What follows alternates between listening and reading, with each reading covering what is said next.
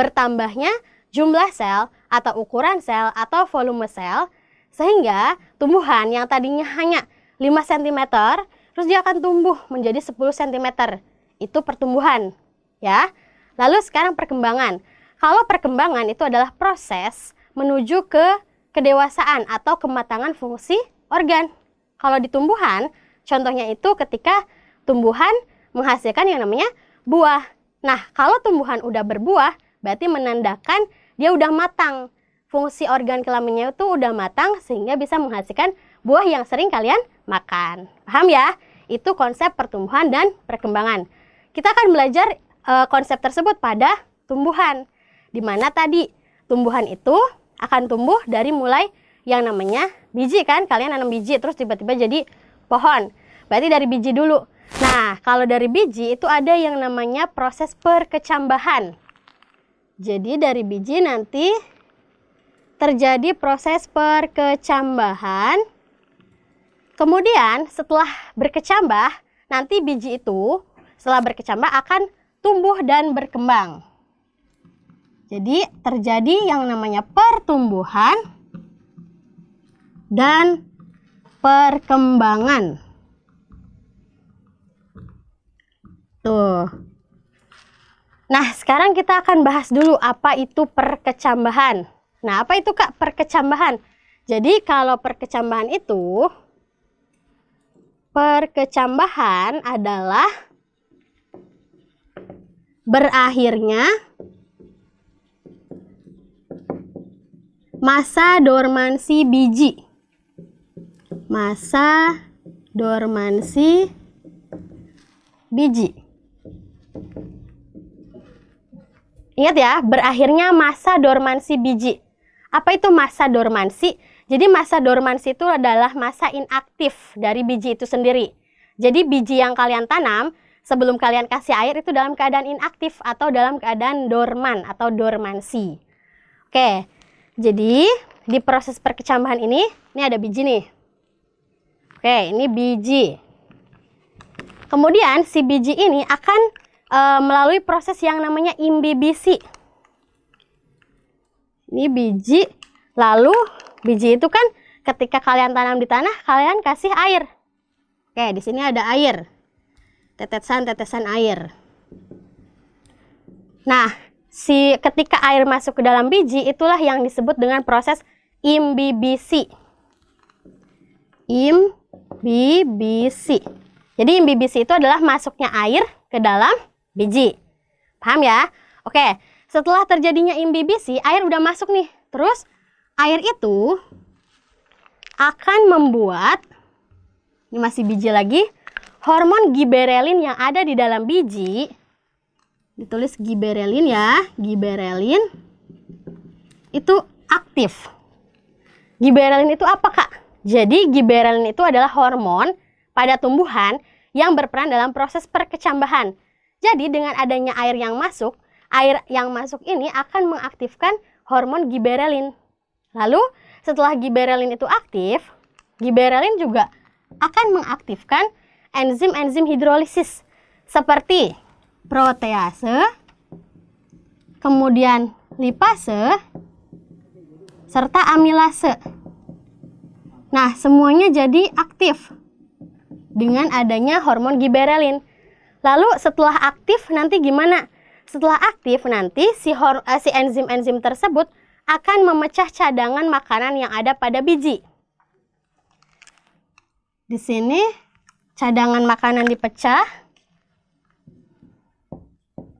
Cadangan makanan dipecah. Kemudian setelah cadangan makanan itu dipecah, otomatis akan membentuk yang namanya energi kan. Nah, energi inilah yang akan membuat biji menjadi berkecambah. Yang tadinya cuma bulat doang nih, nanti akan berkecambah seperti ini. Gitu. Nah, ingat ya, proses perkecambahan dimulai dari biji yang dorman, kemudian air masuk secara imbibisi, lalu air akan mengaktifkan hormon giberelin. Hormon giberelin akan mengaktifkan enzim-enzim hidrolisis. yang nanti akan memecah cadangan makanan menjadi energi sehingga biji itu bisa berkecambah. Mudah kan? Oke, kalau mudah lanjut ya. Nah, berdasarkan tipe perkecambahannya, biji itu dibagi menjadi 2.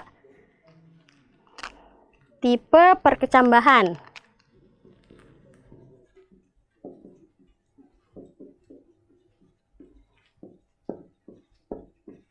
Nah, tipe perkecambahan itu ada 2, ada hipogeal dan epigeal. Ada hipogeal dan epigeal.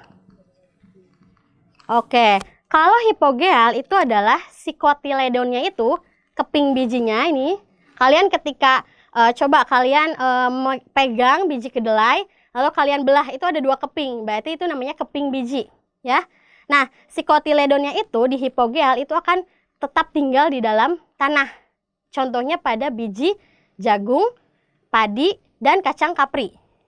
Jadi kalau digambarin seperti ini, ada biji, ini kotiledonnya. Kotiledon, lalu si kotiledonnya ini akan tetap tinggal di dalam tanah. Meskipun biji itu sudah berkecambah, itu hipogeal, ya. Tetap kotiledonnya itu tetap tinggal di dalam tanah. Kalau epigeal berarti kebalikannya, si kotiledonnya itu berada di atas tanah. Contohnya pada tanaman kacang tanah, kacang hijau, kacang kedelai. Jadi ini kotiledonnya, kemudian nanti akan terbentuk calon akar seperti ini, dan si akar itu akan membuat kotiledonnya naik, terangkat ke atas seperti ini. Lalu tumbuh calon daun. Itu epigeal. Bisa bedain ya.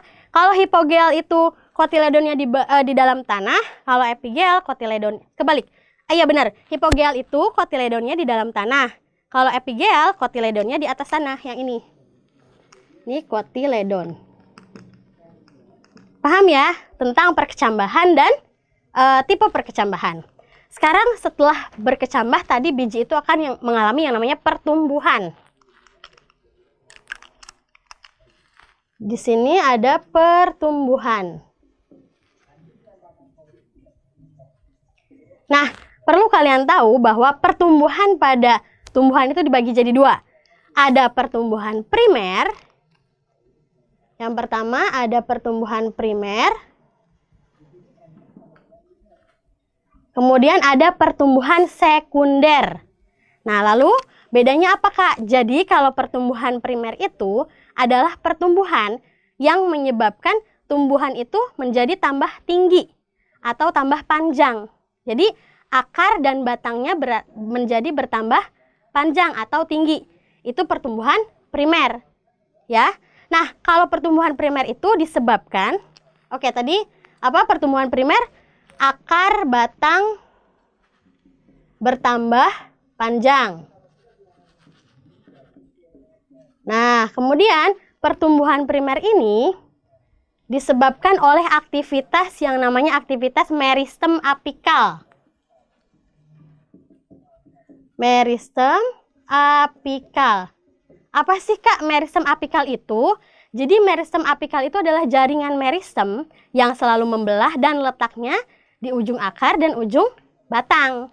Sehingga kalau misalkan meristem apikal itu di ujung-ujung, berarti pertumbuhan primer terjadinya di ujung. Bener banget, contohnya di ujung akar. Gambarnya seperti ini. Ya, coba lihat. Coba perhatikan gambar ini. Jadi di situ ada ujung akar. Nah, di ujung akar itu terdapat yang namanya zona pembelahan yang paling bawah atau zona meristematis. Di situ terjadi yang namanya pembelahan sel. Jadi sel-sel yang ada di daerah itu selalu membelah. Yang tadinya 1 sel, 2 sel, 4 sel, 8 sel, dan seterusnya. Membelah. Setelah dari zona pembelahan, kita lihat atasnya. Di atasnya itu ada yang namanya zona pemanjangan atau elongasi. Ya, jadi sel-sel yang sudah membelah tadi, itu akan menyebabkan si akarnya itu bertambah panjang. Ada daerah pemanjangan di situ. Nah, kemudian kalau di atasnya itu ada zona diferensiasi, di mana sel-sel yang hanya tadinya membelah saja, yang hanya tadinya manjang saja, itu sudah jelas nasibnya mau jadi apa. Sel-sel tersebut ada yang menjadi epidermis, ada yang menjadi jaringan korteks, dan sebagainya. Jaringan yang menyusun tumbuhan. Jadi sudah, kalau yang di bawah cuma membelah, ingat ya, yang di bawah cuma membelah. Kemudian hasil pembelahan itu akan mengakibatkan pemanjangan pada zona elongasi. Kemudian adanya juga terjadi diferensiasi sel menjadi jaringan yang baru. Seperti itu.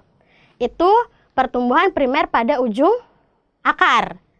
Nah, kemudian tadi pertumbuhan itu ada dua kan? Ada pertumbuhan primer, ada pertumbuhan sekunder. Nah, kalau pertumbuhan sekunder itu yang menyebabkan tumbuhan itu menjadi lebar, menjadi besar, ya. Oke, pertumbuhan sekunder itu berarti akan menyebabkan akar dan batang menjadi besar. Nah, kalau primer kan ada sebabnya juga nih, gara-gara aktivitas meristem apikal. Berarti sekunder juga ada, karena adanya aktivitas kambium. Kambium ya, kalian pernah ingat, pasti udah belajar tentang kambium. Jadi, di suatu batang, coba perhatikan gambar ini. Di suatu batang, itu ada jaringan floem, kemudian ada kambium, lalu ada silem. Nah, si kambium yang ada pada batang itu nantinya akan membelah, membentuk yang namanya floem sekunder dan silem sekunder. Kemudian hasil pembelahannya ini yang nantinya lama-kelamaan akan menjadi lingkaran tahun yang menyebabkan si batangnya itu jadi besar. Jadi karena adanya aktivitas kambium. Ingat ya, kalau pertumbuhan primer itu menjadi panjang karena meristem apikal, kalau pertumbuhan sekunder menjadi besar ke samping karena adanya aktivitas kambium. Udah tumbuh tuh. Tadi misalkan udah dari kecambah jadi tumbuhan segini. Kemudian terjadi nih namanya perkembangan. Terjadi perkembangan di mana ketika tumbuhan itu sudah matang, sel-sel kelaminnya itu akan menghasilkan yang namanya bunga. Tumbuhan akan berbunga kan? Tumbuhan kalian berbunga nggak? Nah, kalau berbunga berarti itu sudah matang kelaminnya. Kemudian nanti akan menghasilkan yang namanya buah. Nah, itulah yang namanya perkembangan pada tumbuhan. Jadi ingat ya, pertumbuhan dan perkembangan pada tumbuhan diawali dengan perkecambahan, lalu terjadi pertumbuhan dan perkembangan. Oke, sudah paham kan? Jangan lupa guys, di subscribe dan di lonceng. Mantap.